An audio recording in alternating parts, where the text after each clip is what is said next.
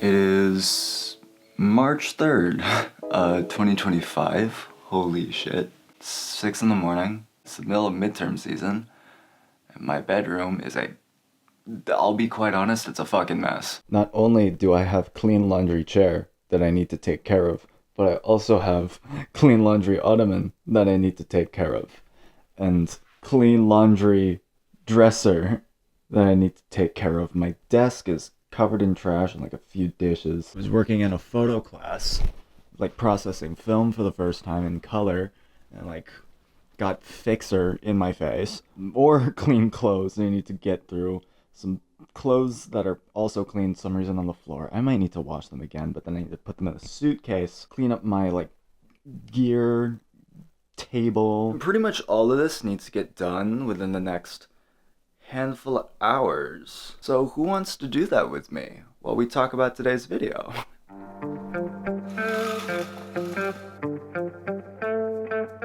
Alright, so for the past while as I've been attending Belmont, I've been doing a lot of photo and video stuff. So I'm gonna throw some shots that you guys might have seen if you follow my Instagrams. And I wanna ask you guys real quick, how much do you think I got paid for these particular shoots?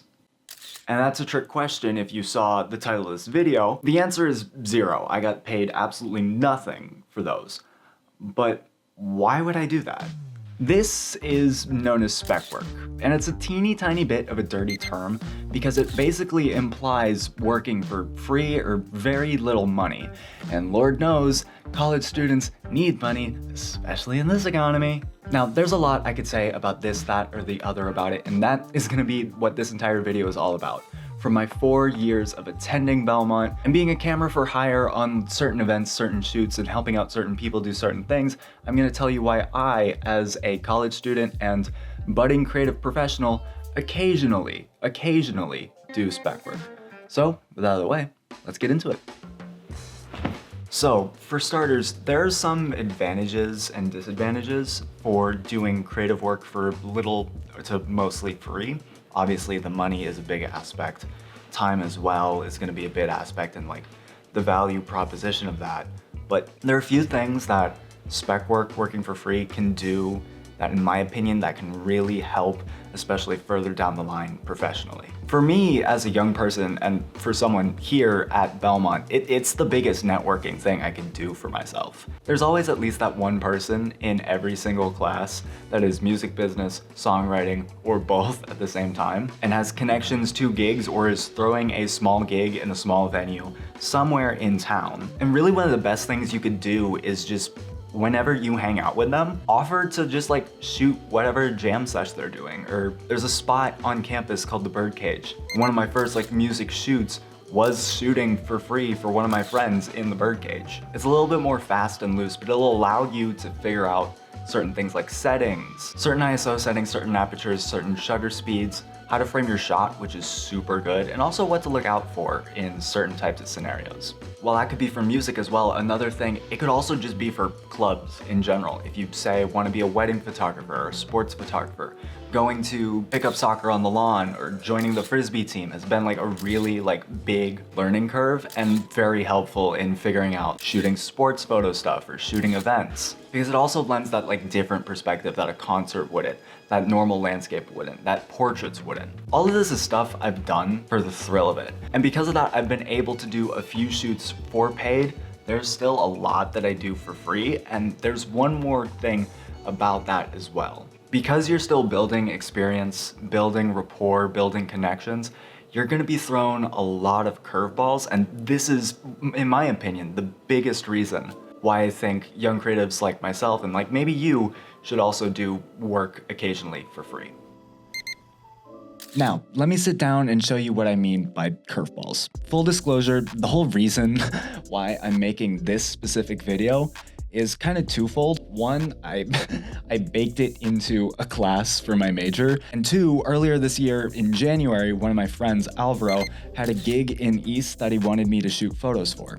And full disclosure, low light photography, especially action and like music photography, is something I still need to work on personally as a photographer. Some of it is technical stuff. The current lens that I shoot pretty much everything on, except for like sports and like long landscapes, which is my telephoto. Full extend, it only opens as far as 5.6, f5.6. These are aperture stops, by the way. My telephoto, however, goes down to f4. Still not the best, but it's workable. When I got to the venue, I actually was shooting simultaneously like personal, like vertical video, basically for my Instagram stories, just to share with people what was going on and build a little bit of anticipation for this. And I immediately saw we have some weird lighting off to the side of the venue, some weird lighting behind, no lighting on one side because of the bar. Some of the people also did some things here and there. There were size differences that affected the lighting. There's this guy, Frankie Ray, who did a lot of like energetic country and folk, but he completely dwarfed Alvaro's little brother, Oscar, right here. And when I tried to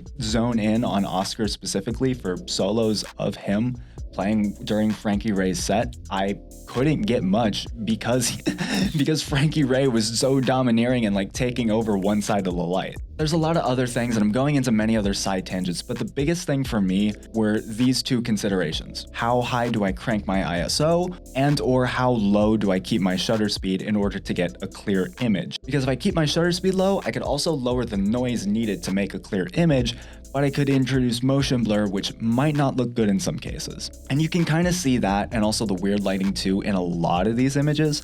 There's some images I feel they're really good, but have like weird little motion blur here and there. Like for instance, this is an okay one. This is another really good one as well, but for just as many of those, if I go here into all photos, there's weird ones like this of Paco, where there's also a very clear one just a minute or two before. Little things like being able to figure out unknowns really helps as well if you're not getting paid, because the pressure's off. Furthermore, it also allows you to do really fun things like this. This image is obviously blown out and cannot be used in more than one way. I tried to save it in this one, maybe not so, but still, it gave me the opportunity to explore just that little bit more when it came to figuring out certain hero shots like this. I think once I shot it with Paco, I tried to do everyone at least once. Some were better than others. I think the best one I have is Frankie Ray's over here. This one of Lorenzo is okay. One of these is Oscar's. He's using this currently as like his PFP or something. It's not that, it's... Oh God, which one is it? I can't find it. I can't find it. I cannot find it. Oh no, oh no. It's this one. It's that one. There it is. Yeah, that's the one he's using as his PFP right now. So for every like weird one where it's passable, or other ones where it's just not at all because of the motion blur or the noise, there's also really good ones of this, like Lorenzo, where it's actually like really good, really crystal clear. The picture is well exposed. The focus is tack on, just chef's kiss. I think because I didn't have the pressure of, oh God, this needs to be paid, so it also means I need to like have it be good. It kind of took that pressure off of me, especially because like this was just loosey-goosey to begin with. But if you ask me, shooting this for not all that much, if not nothing at all, really helps when you're trying to figure out certain things when it comes to shooting in different venues or in different lighting conditions or with different equipment, because not every shoot is going to be the same. This, more than anything, proves it. But before you start going out to people you know and just saying, hey, I have a camera, I'm just here for the vibes, but can I take photos of your concert?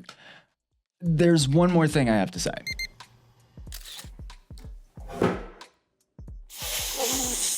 And that one more thing is the push and pull between doing work for free versus doing actual paid client work that's serious. Obviously, if you're watching this video, you're like me, you're looking at photography, videography, what have you, not just as a cute little hobby, but as a field of study and a profession. And an important thing with spec work is 9 times out of 10, the people that are gonna hire you to do that type of work, I don't wanna say don't respect, but they definitely don't understand the little nuances with all of this and don't wanna learn to. And so it's very easy to do something big and like get super taken advantage of by just being the cameraman. So before I step away for the next handful of months, weeks, years, what have you, here are a few ground rules that I have personally when it comes to deciding whether or not I want to do work for free, whether or not I want this to be spec work, or whether or not I want this to be like a paid serious gig. The biggest thing, also the reason why this video is getting made,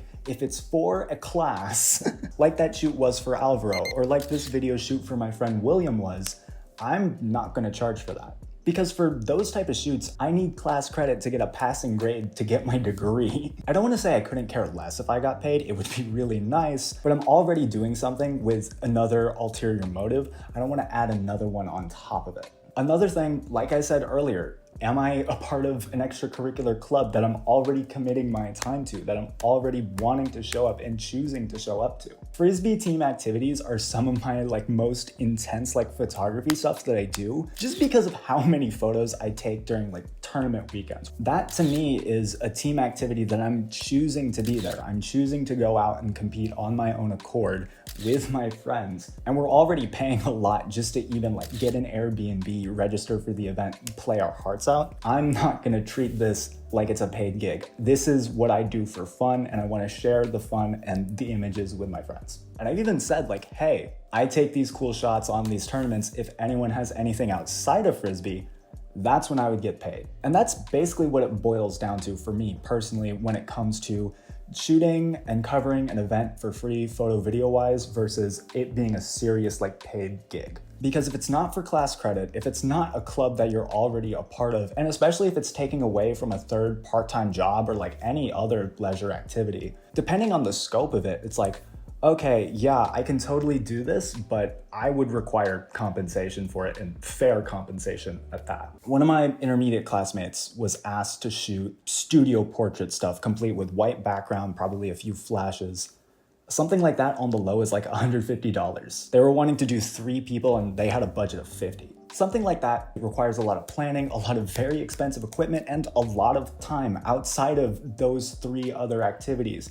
Outside of doing important classwork that you should otherwise be doing, outside of clubs and other fun leisure activities for yourself or with other people, outside of maybe working a part-time job. If it takes away from that, then that's when I charge. For example, around St. Patrick's Day last year, some lady hired me to go across town on super short notice to film her daughter's set at basically a brewery like St. Patrick's Day Fest. I sprinkled in a few photos in there too, got paid handsomely. And in the same breath, around Easter time, I had to balance a bunch of final projects on top of making time to shoot and edit 200 something photos of my friend Abby, who was committing to the law program here at Belmont. That basically took our entire afternoon and days afterwards of editing. And I was already doing Frisbee photo stuff on top of all my exam stuff. That is another example where I got paid. Thank you, Abby.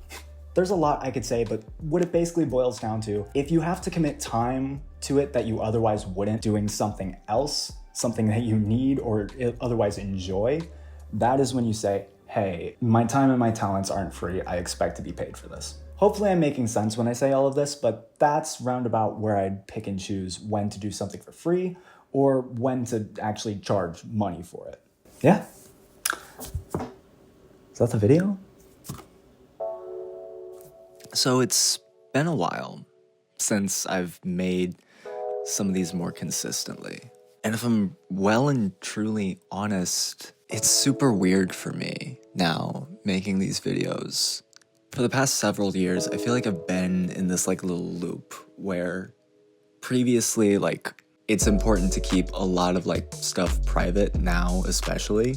But in particular, for me, it's weird. Not to say that I don't value bits of my private life staying private, but in a weird way, longtime viewers of this channel will know, even before Belmont, that this back and forth for me is therapy in a way. It's almost like a diary. That little back and forth that I'd have with this channel is something I've really, really missed. And for whatever reason, it's been hard for me to really express that with y'all. And there are a multitude of reasons why I feel this back and forth kind of devolved, died down, if you will. Uploads got way less consistent. Obviously having to prioritize school, health, physical, mental, interpersonal stuff, and then also just the head house fuckiness that comes with it. I don't know how to fully describe it, but for a while it felt weird for me to be open and honest. To you guys right here, to my camera.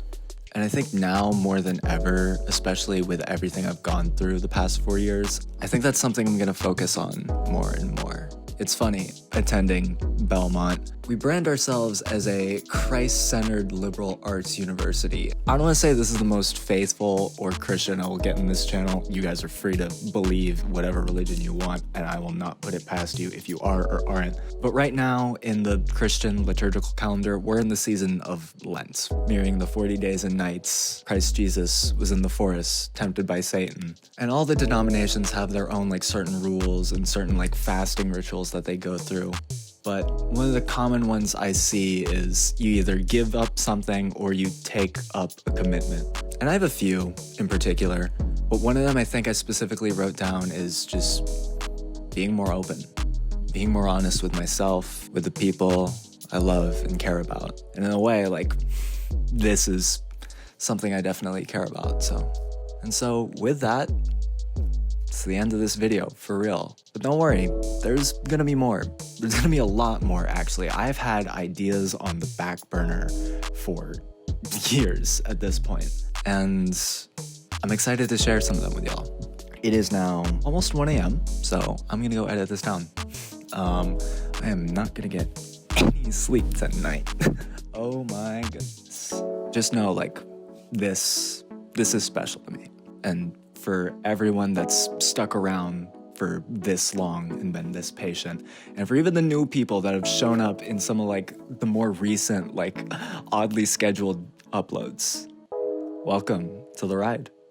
Hope you stay a while. My motivation these days is different. I mostly beat on myself. I don't want to spoil a couple things I prayed for and was gifted. Just peep the drive, see how I stayed in my lane when they shifted. I knew that time could not erase what my destiny's written. Right there next to these writtens. In my skin and my DNA like the one that was risen. I'm out that grave and I'm where life is the only decision. I'm not alone in my plight. I want you alone for the flight. About to take off in a minute. I dreamed it up. Changed all my lifestyle. New money, nice house. I